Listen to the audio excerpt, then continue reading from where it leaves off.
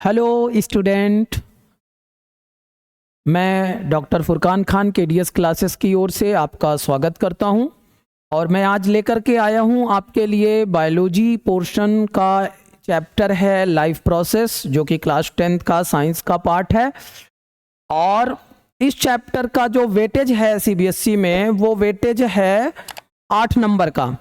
और इस चैप्टर में हम बहुत सारे टॉपिक कवर करने वाले हैं, क्योंकि इस टॉपिक में न्यूट्रिशन, मेटाबॉलिज्म, रेस्पिरेशन, एक्सक्रीशन और बहुत सारे टॉपिक हम यहाँ पे कवर करने वाले हैं। लेकिन जो इसका जो पहला टॉपिक है, फर्स्ट टॉपिक है इसका, वो है न्यूट्रिशन।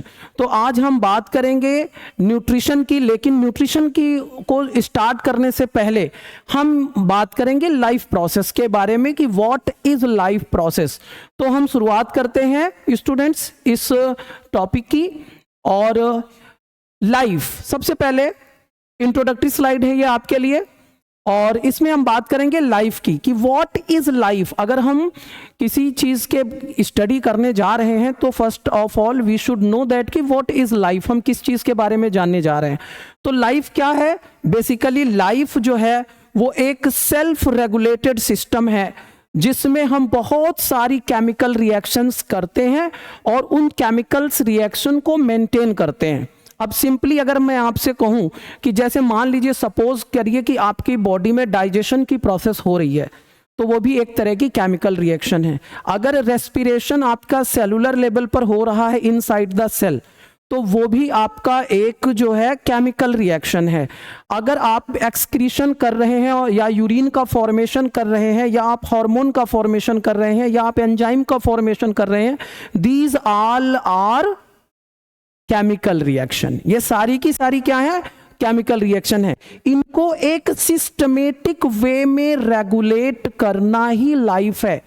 जिस दिन ये केमिकल रिएक्शंस बंद हो जाएंगी, उसी दिन लाइफ का द एंड हो जाता है। That is life. अब ये जितनी भी चीजें मैंने अभी आपको बताई कि जैसे हम डाइजेशन कर रहे हैं, हम एक्सक्रीशन कर रहे हैं, हम रेस्पिरेशन कर रहे हैं, हम एंजाइम का फॉर्मेशन कर रहे हैं, हम कंट्रोल एंड कोऑर्डिनेशन कर रहे हैं, ये सारे का सारा मैकेनिज्म क्या है? हमारा लाइफ प्रोसेस है। ऑल लिविंग ऑर्गेनिज्म, आप देख सकते हैं, all living organism, all living organism, हाँ, ऑल लिविंग ऑर्गेनिज्म आप देख सकते हैं, nutrition, respiration, excretion, growth, reproduction, these are the function of life. These are the function of life. अगर हम nutrition, respiration, excretion, growth, reproduction, ये सभी क्या है? डिफरेंट लाइफ प्रोसेसेस हैं, जो कि सभी ऑलमोस्ट लिविंग ऑर्गेनिज्म में ये सारे प्रोसेस होते हैं। अगर कोई ऑर्गेनिज्म लिविंग की कंडीशन में है, अगर हम कहते हैं कि वो लिविंग है, तो वो न्यूट्रिशन भी लेगा, वो रेस्पिरेशन भी करेगा, वो एक्सक्रीशन भी करेगा, उसमें ग्रोथ भी होगी, उसमें रिप्रोडक्शन भी होगा। These function of living organism are known as life process. ये सारे फंक्शन लाइफ प्रोसेस के हैं, और इस चैप्टर में हम इन्हीं सारे टॉपिक्स को डिटेल में स्टडी करने वाले हैं, in respect of other animal and in respect of human being also. Okay, तो हम चलते हैं नेक्स्ट स्लाइड पे। और सबसे पहले हम बात करते हैं कुछ कैरेक्टर लिविंग ऑर्गेनिज्म के। ठीक है, कुछ कैरेक्टर हम लिविंग ऑर्गेनिज्म के, यानी कि अगर कोई ऑर्गेनिज्म लिविंग कंडीशन में है, यानी कि वो लिविंग है, आप कह रहे हैं कि उसके पास लाइफ है, उसके पास लाइफ है, तो उसके अंदर क्या क्या कैरेक्टर होने चाहिए, यानी कि how can you identify an organism is living और नॉट। तो उसके कुछ पैरामीटर हैं। वो पैरामीटर क्या है कि अगर कोई ऑर्गेनिज्म लिविंग है तो उसमें सबसे पहली बात कि सेलुलर ऑर्गेनाइजेशन होगा। What is cellular organisation? यानी कि उसकी बॉडी का स्ट्रक्चर सेल से बना होगा। चाहे अगर हम बात करें most primitive animal, unicellular animal amoeba होता है, एक यूनिसेलुलर एनिमल है, सिंगल सेल से बॉडी उसकी बनती है। और अगर हम एक ह्यूमन की बात करें तो मिलियंस ऑफ द सेल्स उसके बॉडी में होते हैं, even trillions of the cell उसकी बॉडी में हो सकते हैं। तो सेलुलर ऑर्गेनिज्म का मतलब कि उसकी बॉडी का फॉर्मेशन या तो सेल से, जैसे कि सेलुलर ऑर्गेनाइजेशन की बात करें तो cell, our cell group of cell is called tissue, and group of different tissues called organ, and when different organ work together then it is called organ system, and if different organ system collaborate together, combine together, work together, then it is called body. So if you will study any organism, either its body will be at cellular level or tissue level of organization, organ level of organization, or organ system level of organization. These are the different level of organization which is found into the living organism. And now sensitivity. The next character of living organism is sensitivity. Sensitivity का मतलब क्या? Sensitivity का मतलब कि भाई थोड़ा गर्मी हो गई तो हमने गर्मी लगने लगी, बाप रे बहुत गर्मी है। थोड़ी ठंडी होने लगी तो हमने स्वेटर पहन लिया, जैकेट पहन लिया, कैप लगा लिया। ये क्या है? इन्वायरमेंट में डिफरेंट जो फैक्टर हैं, जब भी उनमें कोई चेंज होता है वी कैन फील इट, हम उसे फील कर सकते हैं। That is sensitivity. आपको किसी ने पीछे से कंधे पर हाथ रखा, आपने ऐसे कंधा मोड़ के देखा, गला मोड़ के देखा, भाई कौन है भाई पीछे से टच कर रहा है। अगर आपके पास सेंसिटिविटी नहीं होती, कोई डेड ऑर्गेनिज्म है, आप उसको टच करो, कुछ भी करो, कोई रिएक्शन नहीं करेगा, कोई रिप्लाई नहीं देगा। क्यों? क्योंकि उसकी सेंसिटिविटी जा चुकी है। तो जब तक हम लिविंग है हमारे पास सेंसिटिविटी होगी, और हमारे पास इस सेंसिटिविटी को सेंस करने के लिए डिफरेंट सेंसरी ऑर्गन्स हैं। ठीक है, डिफरेंट सेंसरी ऑर्गन्स हैं। Respiration and utilisation of energy. जब तक जिंदा रहेंगे तब तक ऑक्सीजन लेते रहेंगे, और जब तक जिएंगे जब तक एनर्जी की रिक्वायरमेंट होगी। और ऑक्सीजन लेंगे क्यों? क्योंकि उस ऑक्सीजन की प्रेजेंस में हम ग्लूकोज का ब्रेकडाउन करेंगे माइटोकॉन्ड्रिया में, और उससे हम एटीपी प्रोड्यूस करेंगे, और उस एटीपी का यूटिलाइजेशन करेंगे for doing different function of our body. That is respiration and utilisation of energy. ये हम डिटेल में पढ़ेंगे इसी चैप्टर के नेक्स्ट टॉपिक में। Internal growth, external and internal growth. देखिए, कुछ ग्रोथ ऐसी होती है जो आपको बाहर से दिखाई देती है, कुछ ग्रोथ ऐसी होती है जो आपने बाहर से बिल्कुल नहीं दिखाई देती।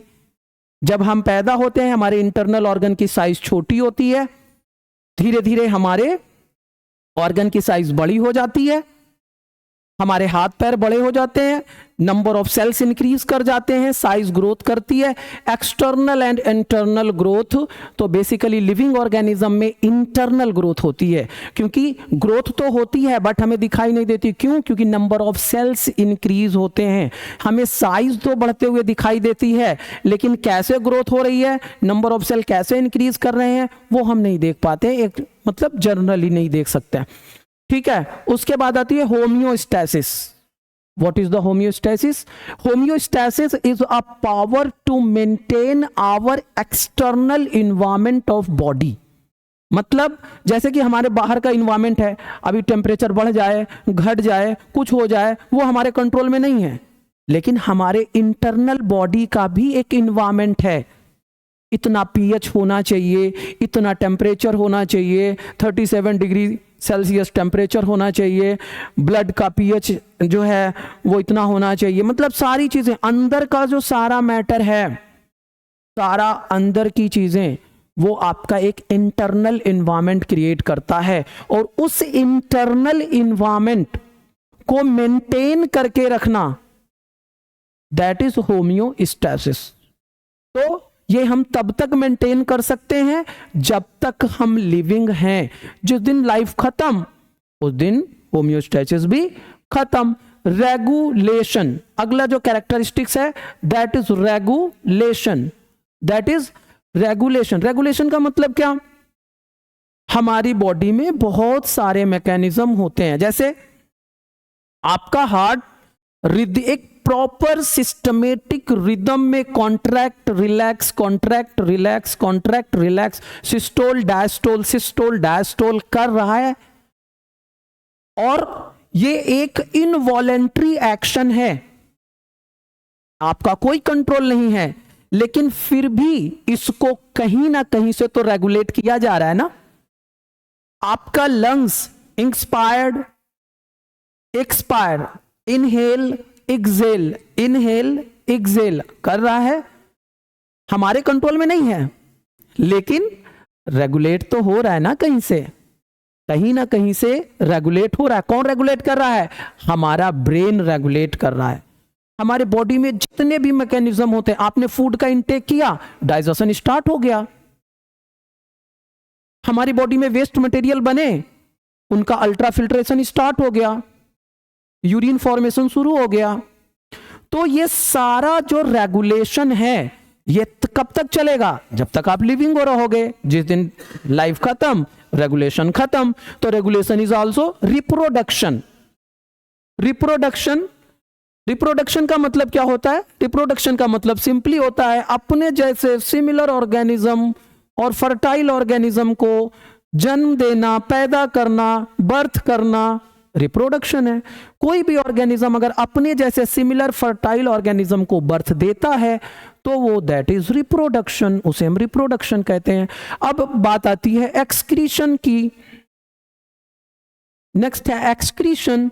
अगर एक्सक्रीशन की बात करें तो जितने भी लिविंग ऑर्गेनिज्म हैं, जब उनकी बॉडी में डिफरेंट केमिकल रिएक्शन चलती है, डिफरेंट केमिकल रिएक्शन, तो बहुत से प्रोडक्ट ऐसे बनते हैं जो बॉडी के लिए यूजफुल हैं, बहुत से प्रोडक्ट ऐसे भी बनते हैं जो बॉडी के लिए बिल्कुल यूजफुल नहीं है बल्कि हार्मफुल हैं या वेस्ट हैं वो बॉडी के लिए। तो हमारी बॉडी क्या करेगी? उसे स्टोर करके रखेगी? नो, उसे हमें क्या करना पड़ेगा? एक्सक्रीट आउट करना पड़ेगा, अपनी बॉडी से रिमूव करना पड़ेगा। तो उनको एक्सक्रीट करके रिमूव करने का जो प्रोसेस है that is called excretion. After that last one is metabolism. वैसे तो बहुत सारे कैरेक्टर हैं और हमने कुछ मेजर कैरेक्टर को यहां पर कंसीडर किया है। Metabolism, all the chemical reaction, all the metabolic reaction which take place in an organism and which is important for their life is called metabolism. क्या कहते हैं? मेटाबॉलिज्म कहते हैं। अब अगर हम मेटाबॉलिज्म की बात करें तो मेटाबॉलिज्म दो टाइप का होता है, एक तो कैटाबॉलिज्म, दूसरा anabolism. What is catabolism? Simple, अगर कुछ हम तोड़ रहे हैं, तोड़ेंगे क्यों? क्योंकि उसे हमें कुछ और बनाना होगा, तो इसलिए हमें तोड़ना जरूरी है।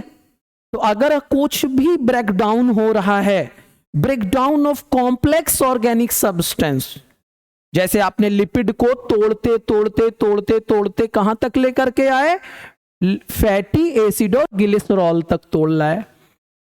सेलुलोज को तोड़ते तोड़ते ग्लूकोज, फ्रक्टोज, सुक्रोज लेवल तक ले आए। प्रोटीन को तोड़ते हुए अमाइनो एसिड तक ले आए। ये क्या हुआ? That is catabolism. जब हमारी बॉडी में डाइजेशन की प्रोसेस होती है तो बहुत सारे कॉम्प्लेक्स न्यूट्रिएंट्स जो हमने फूड के साथ इनटेक किया है वो उनका हम करते हैं डाइजेशन। और डाइजेशन की प्रोसेस में होता क्या है? Breakdown of complex organic substance. अच्छा, जब भी कोई चीज टूटती है, केमिस्ट्री में आपने पढ़ा होगा कि जब भी बॉन्ड ब्रेक होगा तो एनर्जी रिलीज होगी, जब भी बॉन्ड बनेगा तो एनर्जी सेव होगी। तो क्योंकि यहां पर ब्रेकडाउन हो रहा है, मतलब किसका ब्रेकडाउन हो रहा है? मतलब यहां पर जो कंपाउंड है, जो ग्लूकोज, जो आपके ऑर्गेनिक कंपाउंड हैं, उनका जब ब्रेकडाउन होगा तो उनके ब्रेकडाउन से क्या रिलीज होगी? एनर्जी रिलीज होगी। इसलिए कैटाबॉलिज्म क्या है? एक एक्सोथर्मिक रिएक्शन है। फिर हमने बात करी रेस्पिरेशन। अभी मैंने आपको बताया इसका एग्जाम्पल क्या है? रेस्पिरेशन। एग्जाम्पल क्या है? रेस्पिरेशन। अच्छा, इसके बाद आते हैं सेकेंड टाइप ऑफ मेटाबॉलिज्म पे, and the second type of metabolism is anabolism. Second type क्या है? एनाबॉलिज्म है। अब अगर हम एनाबॉलिज्म का मतलब कहें, बताएं आपको, तो सिंपल, यहां हम तोड़ रहे थे, यहां हम जोड़ने शुरू कर देंगे। यहां हम कॉम्प्लेक्स को सिंपल में बदल रहे थे, या हम सिंपल को कॉम्प्लेक्स में बदलेंगे। तो ये ऐसे पाथवे हैं हमारी बॉडी में जो कुछ सिंथेसाइज कर रहे होंगे। जैसे हमारी बॉडी में मान ली कि किसी कॉम्प्लेक्स प्रोटीन की रिक्वायरमेंट है, तो छोटे छोटे अमाइनो एसिड्स को जोड़ करके एक कॉम्प्लेक्स प्रोटीन बना दी गई। जैसे प्लांट्स क्या करता है during the photosynthesis, during the photosynthesis क्या करता है? CO2 लेता है, वाटर लेता है, क्लोरोफिल है उसके पास, सनलाइट लेता है, मिला करके क्या करता है? फूड बना देता है। C6H12O6 एक कॉम्प्लेक्स ग्लूकोज का फॉर्मेशन कर दिया उसने, कॉम्प्लेक्स एलिमेंट बना दिया उसने। एक सिंपलेस्ट, जब कोई चीज बन रही है, simply carbon dioxide, water, chlorophyll, sunlight, इन सब ने मिलकर प्लांट में क्या किया? आपस में रिएक्शन किया, और रिएक्शन करके जो है वो ग्लूकोज, या आप कह सकते हैं स्टार्च का फॉर्मेशन किया। तो ये क्या होगा? एक सिंथेसाइज्ड प्रोसेस है। तो इसे हम क्या कहते हैं? इसे हम कहते हैं एनाबॉलिज्म, और इसका एग्जाम्पल है फोटोसिंथेसिस। ठीक है, तो जो है इसके बाद जो है, अब आते हैं हम अपने first topic, life process chapter का जो सबसे पहला टॉपिक है वो है न्यूट्रिशन। तो व्हाट इज न्यूट्रिशन? सबसे पहला जो क्वेश्चन अराइज होता है वो ये होता है कि भाई व्हाट इज न्यूट्रिशन? न्यूट्रिशन है क्या? तो सिंपल सी बात है कि intake of nutrients and its utilisation. आपने फूड इनटेक किया, अगर यूटिलाइज नहीं किया तो न्यूट्रिशन नहीं है। तो आपको पहले फूड को इनटेक करना होगा, उसके बाद उसे आपको यूटिलाइज करना होगा, तभी वो न्यूट्रिशन है। अदरवाइज आप खाली इनटेक करते रहो, इनटेक करते रहो, खाते रहो, खाते रहो, और बॉडी में लगे कुछ ना, यूटिलाइज कुछ भी ना हो, 1% यूटिलाइज नहीं हो, तो इसका मतलब आप केवल इनटेक कर रहे हो, न्यूट्रिशन नहीं हो रहा उसका। न्यूट्रिशन कब होगा? न्यूट्रिशन तब होगा जब आप उसे इनटेक भी करो और यूटिलाइज भी करो। अब आती है बात जो अगली चीज, वो है न्यूट्रिएंट्स। तो न्यूट्रिएंट्स क्या है? All the substance which is required in our body, all the substance which is required for our life process. भाई अभी मैंने आपको बताया, थोड़ी देर पहले हम बात कर रहे थे फोटोसिंथेसिस की। तो प्लांट्स के लिए न्यूट्रिएंट्स क्या हुआ? प्लांट्स के लिए न्यूट्रिएंट्स वो हुआ जिसको यूज करके वो फूड बनाए। हमारे लिए न्यूट्रिएंट्स क्या है? हमारे लिए न्यूट्रिएंट्स ग्लूकोज है, हमारे लिए न्यूट्रिएंट्स प्रोटीन है, हमारे लिए न्यूट्रिएंट्स फैट है, हमारे लिए न्यूट्रिएंट्स विटामिन है, हमारे लिए न्यूट्रिएंट्स मिनरल्स हैं। ये हमारे न्यूट्रिएंट्स है। क्यों? क्योंकि ये सब हमारे डिफरेंट मेटाबॉलिक रिएक्शन में कहीं ना कहीं यूटिलाइज होंगे। तो इनको इनटेक करने की प्रोसेस और यूटिलाइज करने की प्रोसेस को न्यूट्रिशन कहते हैं। Very simple. उसके बाद आते हैं न्यूट्रिएंट्स की बात करते हैं। अब देखो, कुछ ऐसे न्यूट्रिएंट्स हैं जिनकी हमें बल्क में जरूरत होती है, ज्यादा अमाउंट में चाहिए। अगर हमें ज्यादा अमाउंट में न्यूट्रिएंट्स चाहिए तो उस न्यूट्रिएंट्स को हम कहते हैं मैक्रोन्यूट्रिएंट्स। क्या कहते हैं? मैक्रोन्यूट्रिएंट्स कहते हैं। अब मैक्रोन्यूट्रिएंट्स कौन कौन से होते हैं? बेसिकली 3 को हम मैक्रोन्यूट्रिएंट्स की कैटेगरी में रखते हैं। अभी मैं आपके लेवल पे बात कर रहा हूं। कार्बोहाइड्रेट, फैट एंड प्रोटीन, ये 3 को हम मैक्रोन्यूट्रिएंट्स में रखते हैं। और अगर हम माइक्रोन्यूट्रिएंट्स की बात करते हैं तो वो न्यूट्रिएंट्स हैं ये जिनको हमें बहुत कम मात्रा में, बहुत कम अमाउंट में, या आप कह सकते हैं ट्रेस अमाउंट में रिक्वायरमेंट होती है। उन्हें हम कहते हैं क्या? विटामिन्स और मिनरल्स हैं वो, और उन्हें हम कहते हैं माइक्रो न्यूट्रिएंट्स। यानी कि ऐसे न्यूट्रिएंट्स जिनको आपकी बॉडी में कम से कम जरूरत है, उन्हें हम माइक्रो न्यूट्रिएंट्स कहते हैं। The nutrients which is required in very small amount in our body is known as micronutrients, and the nutrients which required in large quantity or large amount in our body is called macronutrients. ठीक है, तो that was about nutrition. और मैं कुछ और भी बात करूंगा इसमें, अभी हम आगे चलते हैं, नेक्स्ट स्लाइड में हम देखें। अब आती है बात मोड ऑफ न्यूट्रिशन की। भाई न्यूट्रिशन तो सबको लेना है, क्योंकि उसके बगैर काम चलना नहीं किसी का, ना मेरा, ना आपका, ना प्लांट का, ना एनिमल का, ना हायर एनिमल का, ना लोअर एनिमल का, ना हायर प्लांट का, ना लोअर प्लांट का। न्यूट्रिशन चाहिए सबको, बगैर उसके काम नहीं चलेगा। क्यों? क्योंकि उसके बगैर लाइफ मेंटेन ही नहीं कर पाओगे आप। तो और लाइफ मेंटेन करना सबका प्राइमरी मोटो होता है। तो मोड ऑफ न्यूट्रिशन की बात करते हैं। अभी देखो, मोड ऑफ न्यूट्रिशन दो टाइप का हो गया। पहले मोड ऑफ न्यूट्रिशन को हम कहते हैं ऑटोट्रॉपिक मोड ऑफ न्यूट्रिशन, दूसरे मोड ऑफ न्यूट्रिशन को हम कहते हैं हेटरोट्रॉपिक मोड ऑफ न्यूट्रिशन। अब ऑटोट्रॉपिक मोड ऑफ न्यूट्रिशन क्या है? यानी कि हम खाना खुद बना लें। तो कहते भाई घर में तो मम्मी खाना बनाती है तो मम्मी ऑटोट्रॉपिक हो गई? बिल्कुल नहीं। खुद बनाने का मतलब है कि हम अदर केमिकल को ले और केमिकल रिएक्शन करें और उससे जो मटेरियल बने वो मेरा फूड हो। तो ऐसा तो हम कर नहीं पाते, लेकिन ऐसा कुछ लोग कर पाते हैं। कौन कर पाता है? Green plants. कौन कर पाता है? ग्रीन प्लांट्स कर पाते हैं। और अगर ग्रीन प्लांट्स ऐसा कर पाते हैं तो हम उन्हें कहते हैं फोटोसिंथेटिक ऑर्गेनिज्म। क्या कहते हैं? Photosynthetic organism. और कुछ ऐसे बैक्टीरिया, यहां पर बेसिकली फोटोसिंथेटिक ऑटोट्रॉपिक न्यूट्रिशन का जो पहला टाइप है वो है फोटोसिंथेटिक। फोटोसिंथेटिक में क्या होगा? फोटोसिंथेटिक का मतलब हो गया कि इसमें आ जाते हैं हमारे ऑल ग्रीन प्लांट। जितने भी ग्रीन प्लांट हैं, सारे ग्रीन प्लांट्स को हम जो है वो फोटोसिंथेटिक की कैटेगरी में रखते हैं। They can do the photosynthesis. और कीमोसिंथेटिक की बात अगर हम करें तो इसमें आ जाते हैं आपके कीमोसिंथेटिक बैक्टीरिया। इसमें कौन आ जाते हैं? कीमोसिंथेटिक बैक्टीरिया आ जाते हैं। जैसे सल्फर बैक्टीरिया हो गया, जैसे नाइट्रोजन बैक्टीरिया हो गया, आयरन बैक्टीरिया हो गया।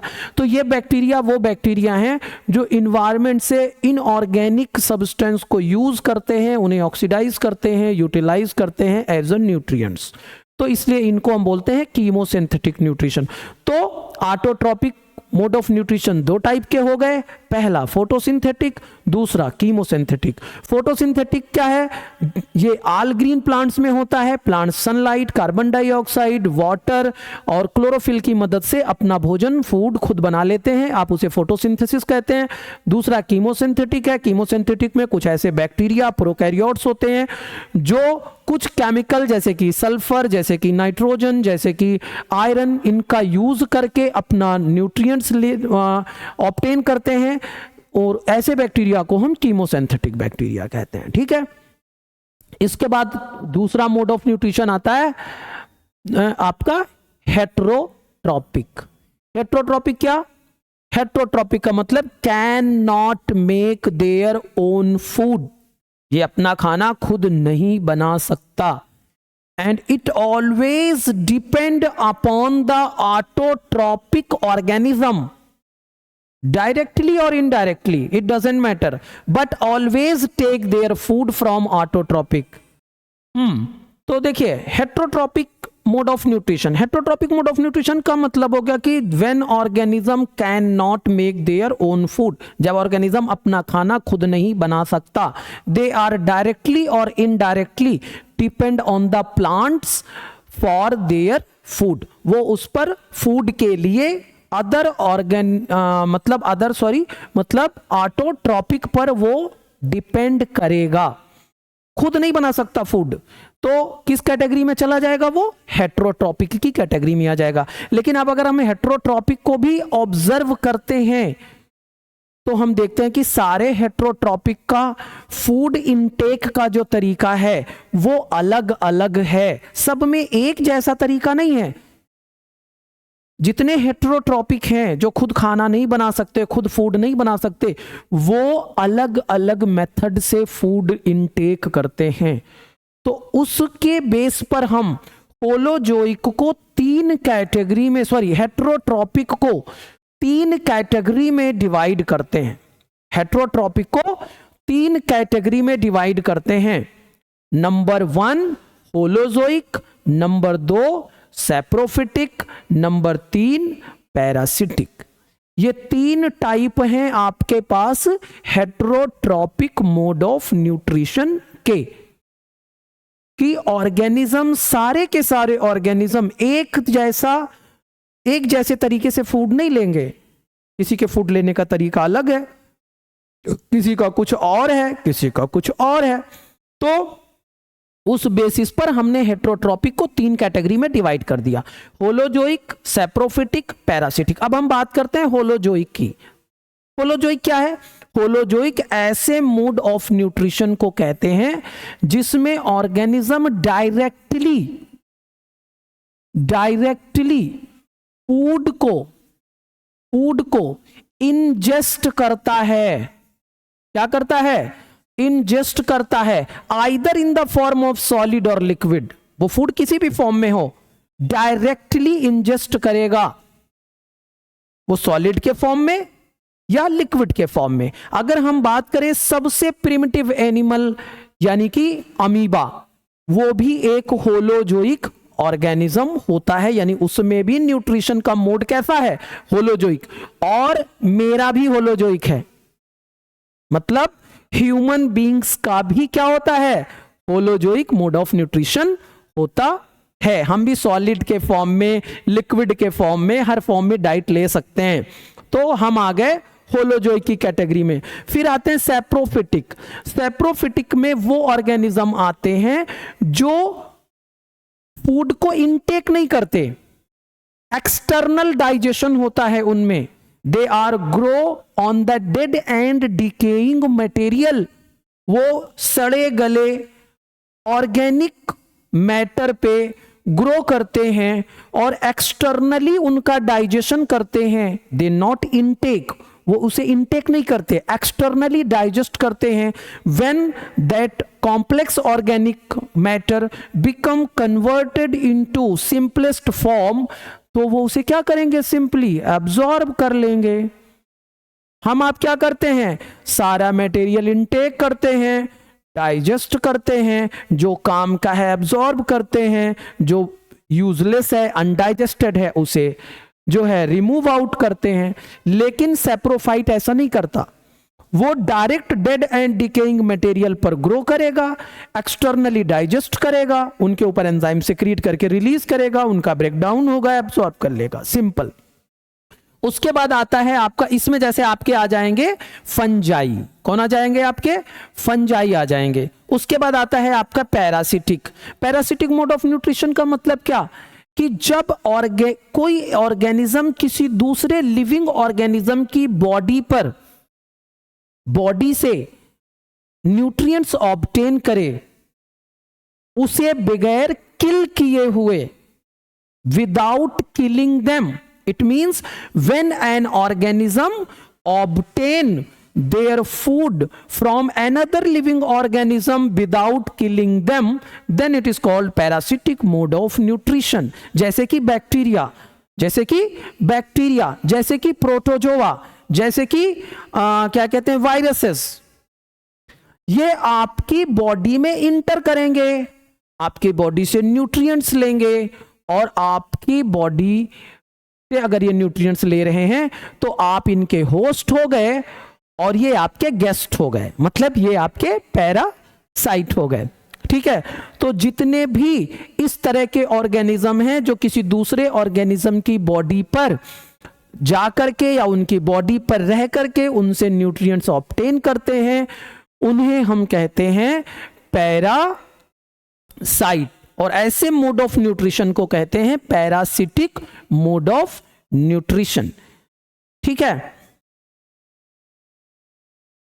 अच्छा, अब मोड ऑफ न्यूट्रिशन, ये तो मैंने अभी आपको बताया, लेने का तरीका फूड के, उस बेस पर हमने इनको ऑटोट्रॉपिक और हेटेरोट्रॉपिक, और फिर हेटेरोट्रॉपिक को हमने जो है वो होलोजोइक और सैप्रोफिटिक और पैरासिटिक में डिवाइड कर दिया। लेकिन अगर हम ऑर्गेनिज्म के बेस पर देखें तो पूरे लिविंग किंगडम को हम दो कैटेगरी में डिवाइड करते हैं, animal kingdom and plant kingdom. तो अगर हम उस आधार पर देखें तो मोड ऑफ न्यूट्रिशन दो टाइप का होता है, nutrition in plant and nutrition in animal. Okay, तो आज की क्लास में स्टूडेंट्स इतना ही। नेक्स्ट क्लास में मिलेंगे और आगे कंटिन्यू करेंगे। Okay, thank you so much.